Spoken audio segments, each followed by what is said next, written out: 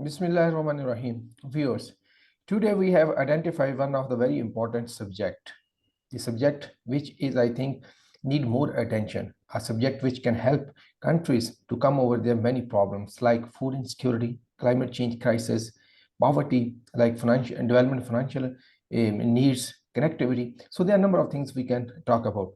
But unfortunately, we don't know much about this initiative. For that purpose, the program which we will be talking about, that is a global development initiative which was presented by President Xi Jinping as a solution to the world and also a contribution to achieve the sustainable development goals. So but people are not have people don't have much knowledge about it. That's why we today have invited a very special guest, Mr. Tongdo Yao. He is a director of general affairs at the Center for Knowledge on International Development. So today he will be talking with us, and he will try to make us understand what is a GDI, and hopefully we will be able to understand, because he has a lot of information and the knowledge, because he is attached with this center for for the last 1 or 2 years. So he is studying also the report which yearly has been produced. So with that introduction, we straight forward, we will go to for the first question. So what is the background of GDI? How you define it? From where it came? Okay, thank you, Mr. Ramey. Thank you for your efforts and also for having me at this, I think, a very important session. Because I think GDI, the Global Development Initiative, as you mentioned, it was proposed by President Xi during the 76th session of the UN General Assembly in September 2021. So this is now about a 1-year anniversary of GDI. So I think the background, people are asking, why China proposed the GDI, so I think a general or a simplified version, of course, I think is because, the 2030 agenda, for sustainable development, which was adopted by the UN member countries in 2015, was, if we are saying off track, or now, we can say all reversing. So I think, that's like in general, because of, the COVID-19, but also because of many other geopolitical issue, all the stuff. So that's, I think, a general background for GDI. So the key purpose of GDI is, if we're using, the language by President Xi at the UN General Assembly, is what we call call on international society to place development high on a global agenda, to accelerate the implementation of the 2030 agenda, and also to work together to achieve what we call stronger, greener, and healthy global development. Thank you. Yeah. I think you have beautifully explained it. So my next question is, can you specifically tell us what is the vision of GDI? This was the background, but what is the specific vision of the GDI, and what are the core objectives? Right. So I think, if we are talking about a vision or specific objectives, we can, I think we have 4 sort of targets or objectives in mind. One, I think, is to reprioritize development. Because in China, I think our key experience or our key development experience is to sort of prioritize development, to have development as the master key to all problems. So in China, we have always been saying, development is the solution to all problems stuff. So that's, I think, the key experience from China's past 40-year experience, or China's success to these days. So China wants to use the GDI to call on global community to reprioritize development. The second one, as I just mentioned, is about to renew commitments to SDGs. So, we heard a lot of discussions, I think, especially from the Western countries, about value-based development, all that stuff. And then, it's very, sometimes it's intangible, and we don't see that many tangible outcomes. So we wanted to, people stick to this global agenda. The third one, is we want to, GDI wants to reinvitalize global partnership, because over the last 3 or 5 years, or even 10 years, unilateralism, protectionism, or even decoupling, are the popular words everywhere. So China believes in globalization, believes in global development cooperation, believes in global partnership, because we think collective, all these common global problems will need global partnerships. The fourth one, of course, I think is to active 5 to 10 years, we see a lot of aid fatigue. We see a lot of decrease of international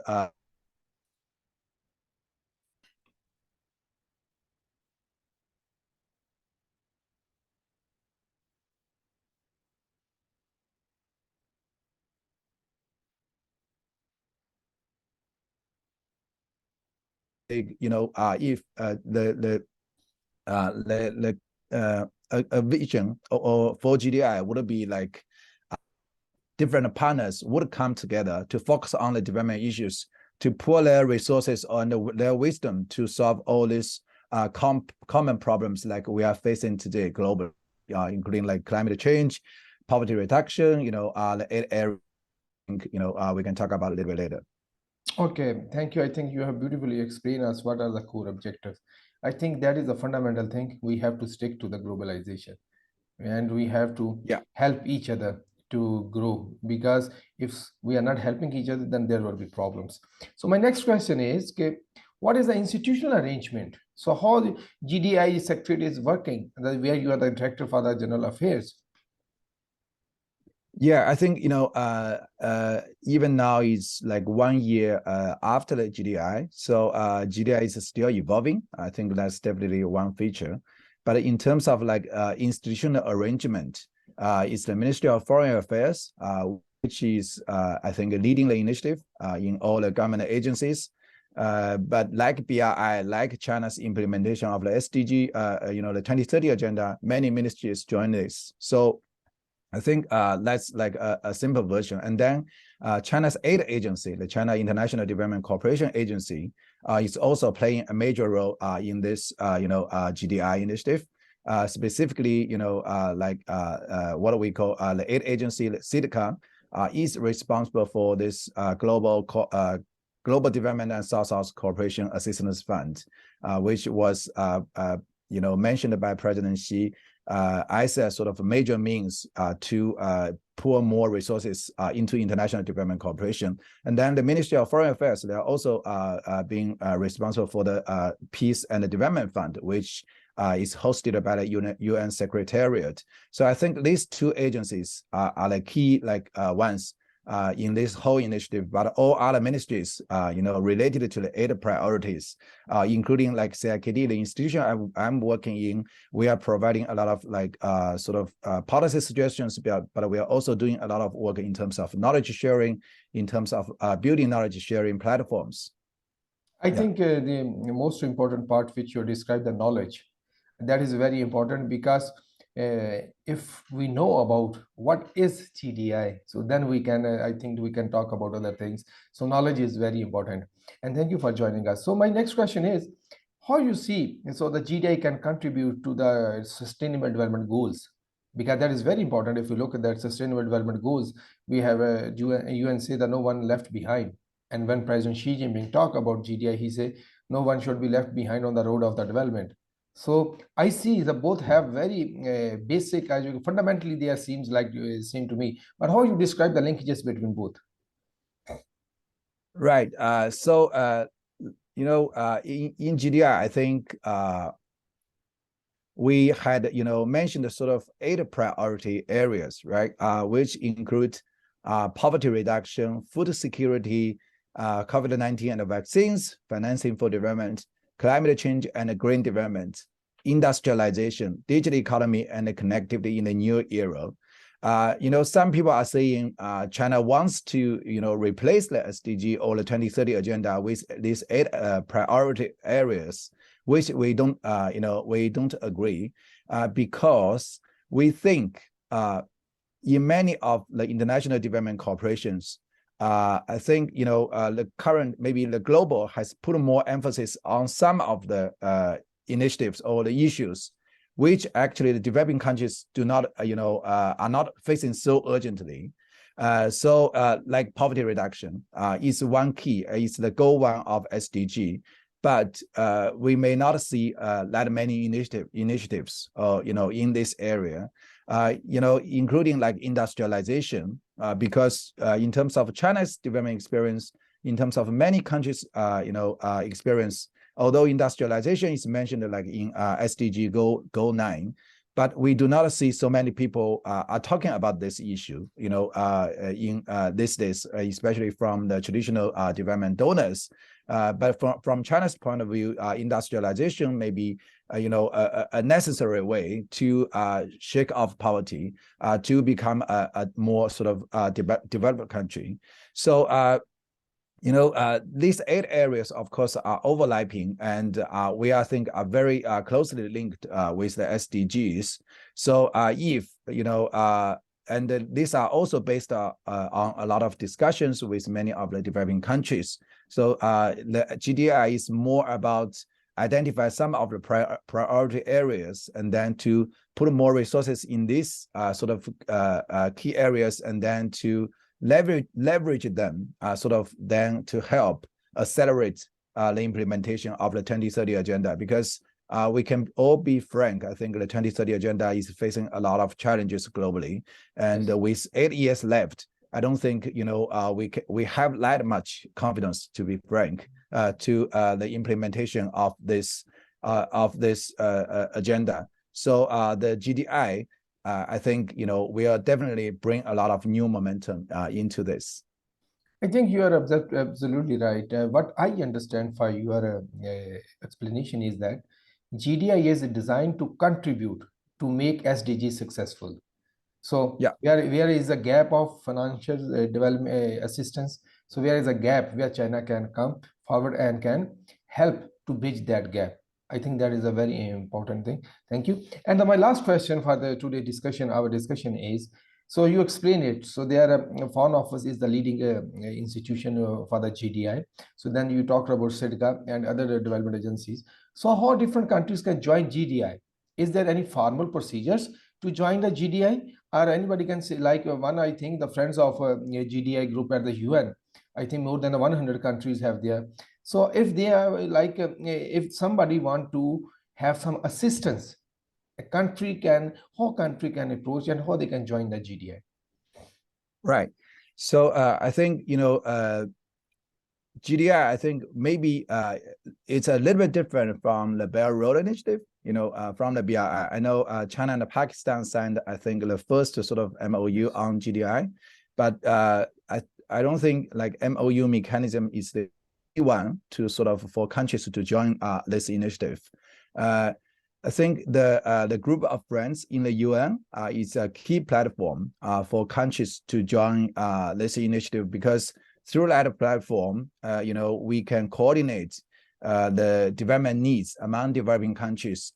We can discuss the key challenges developing countries are facing, and then to discuss ideas or resources we can all contribute together. So I think that's currently how GDI is moving forward. We want it to be multilateral instead of like what I mentioned.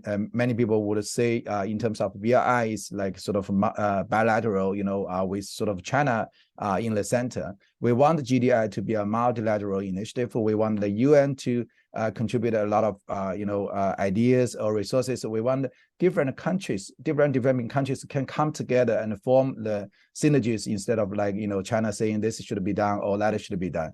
So I think currently the group of friends is a key mechanism for countries to get engaged in this initiative. The other one, I think China is also launching the pool of projects for GDI. So this is still developing, but I think in the future, if anyone has any good ideas and they want to mobilize resources from different partners, this can be another sort of point, for different countries. Like if I have a very good idea for poverty reduction or for climate change in one country, and then maybe to join sort of or to contribute to this sort of pool of projects, then China can contribute, or other stakeholders can contribute. So that will be a tangible way to move this forward.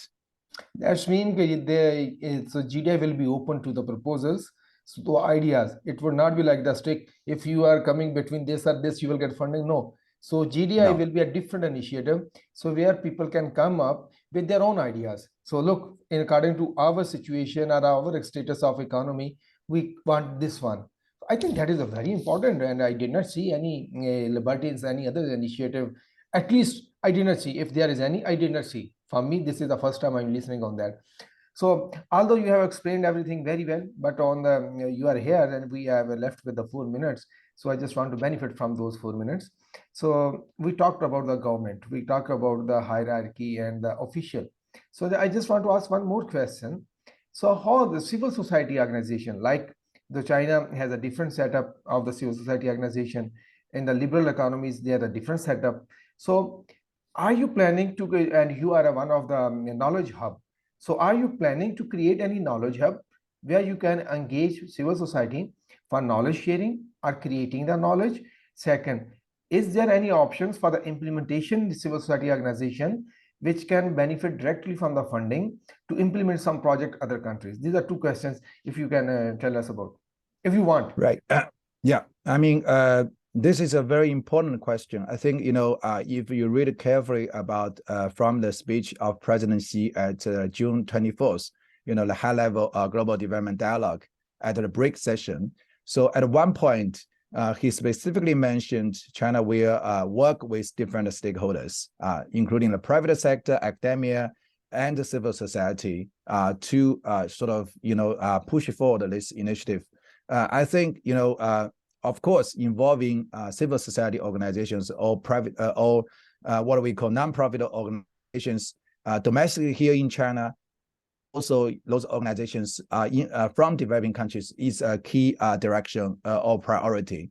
I think the Global Development and South-South Cooperation Assistance Fund will provide some of the sort of what we call seed money or sources to corporations like between civil society organizations between China and other developing countries, but also maybe directly aiming for civil society organizations. Because we think, if we are looking back at China's own international development cooperation experiences, whether it's China's Belt and Road Initiative or whether it's China's foreign aid, before largely, I think one of the weaknesses, I think, is